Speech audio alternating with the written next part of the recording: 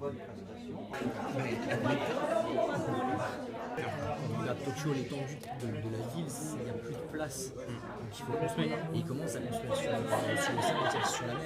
Quand je regarde aux Pays-Bas, c'est la même chose. Un rez-de-chaussée, droit, et la terrasse. Justement, ce serait le jardin. Vous êtes en train de nous dire, faites votre base et rajoutez un petit balcon, un petit jardin. Et j'ai l'impression que dans cette base, nous, il y a le jardin qui était déjà dedans. Et ça, je pense, ça nous a ça, c'est des espaces partagés, ça. en fait. Ça nous indique juste la fonction, la forme, on peut l'imaginer complètement autrement. Les jambes de force. Ouais, puis l'idée du pencher, là, en fait, pas droit. Enfin, C'est bon. Et là, on a la partie qui donne vers le sud. Les différents services qui tous donnent sur un espace commun. Et au-dessus, on fait. Non, ouais. Et au-dessus, on met une, je sais pas, le réfectoire de l'EHPAD ou le café de l'EHPAD ou un truc comme ça. Ça, ce serait le rez-de-chaussée.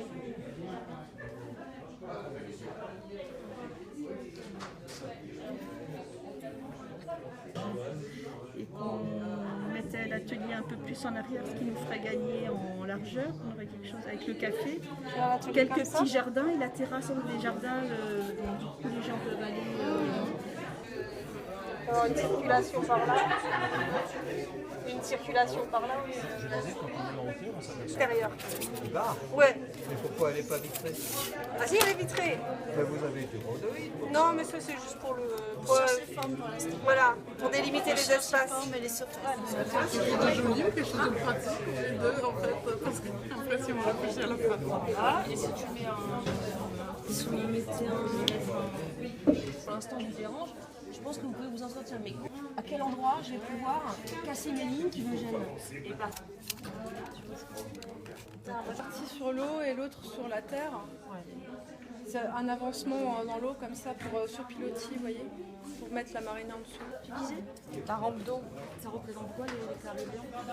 C'est les jardins de jardin. On sait pas, on les découpe pas tant qu'on sait pas parce qu'on a très peu de matériaux. Genre ça sur les terrasses, ça peut... On a un ascenseur là.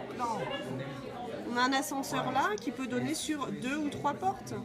Et là on a des fenêtres. Là on a des fenêtres. Par étage.